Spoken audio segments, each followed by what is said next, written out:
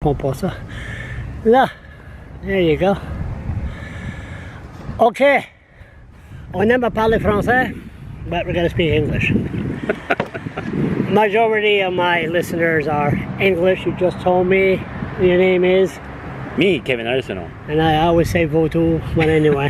Kevin Arsenault. Kevin Arsenault. Yeah. MLA for Kent North, the beautiful Kent North. The Green Party. Yeah. Political suicide. Your first term, last term, prayers. You're gonna retake what you said about the prayers?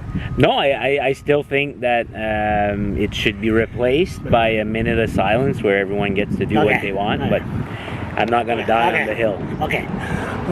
Boring. Okay, so you just told me that's why we're here. Shale gas. Blaine Higgs just announced that the moratorium on shale gas in Sussex is over, and they could begin to pollute the wells in Sussex immediately. Is that what it's very unclear. So yesterday during an interview, Higgs said that they had lifted the moratorium regionally.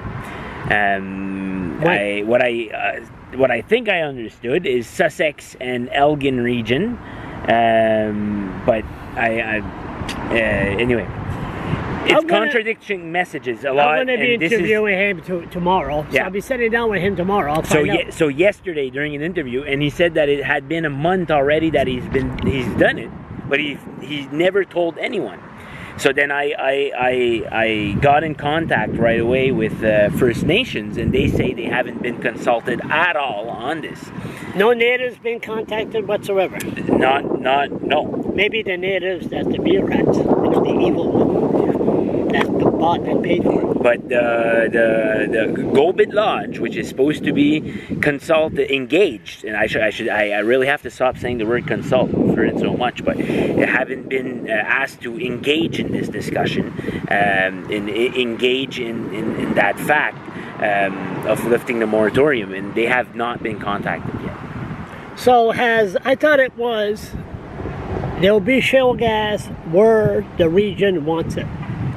So how do they know that Sussex wants it? You can't go by the Chamber of Commerce. I think their MLA wants it. That's all. That's it. That's all. That's the only guy they consulted. Of what I know, that's the only person they consulted. And when we ask them the questions, they don't tell us who. And this is pure conservative way of communicating. Is we call it the red herring in English. I think the name is. En français, on dit le hareng boucané. The red herring is that you throw a smelly herring over there, and then people go see it, and then you do stuff on the other side, and when you realize they're doing something over there, you go over there, and then they smell another fish. They throw another fish, and this is how they communicate everything. This government is crazy, and ministers contradicting themselves. You never know who you could believe because they say both things. So that means just like 2008.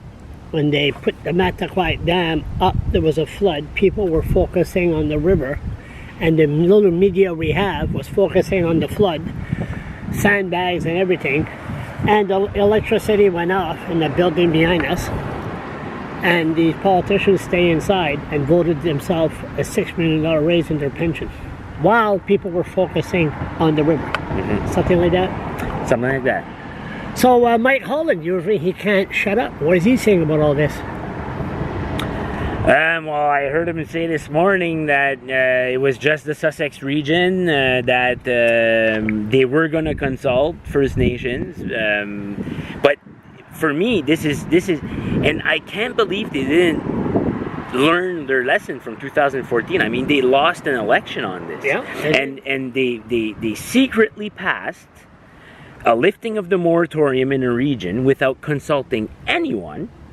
And they're restarting to do the same thing in our backs, not telling no one. If it's been a month, then people should have been consulted before it being lifted. So you don't lift something before having talking to people. And there's five things that have been put in place in New Brunswick to be able to lift that moratorium, and none of them have answers. None of them have been talks. So who is this government? Who is Higgs really representing here? You know, corporate interests, not the people of New Brunswick. And that's what I said in my statement this morning in the House. I said, to paraphrase George Orwell, all New Brunswickers are equal, but some are more equal than others. And this is how I feel that Higgs is treating New Brunswickers right now. Maybe Higgs, the problem is he shakes hands so much and his system is so weak. He has a cold all the time. He's not thinking straight. Yeah. Maybe that's it. Yeah, maybe. But you're not going to believe that for one goddamn second. So the bottom line, where does the wastewater go? They don't know.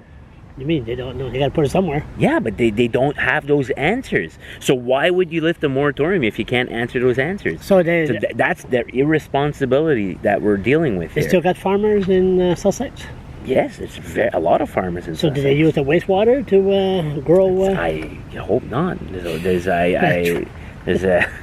a lot of chemicals that goes into those waters. Yeah. So nobody knows. They don't know, and no. They don't know where they're going to put the water. So that's another reason why you do not touch that moratorium.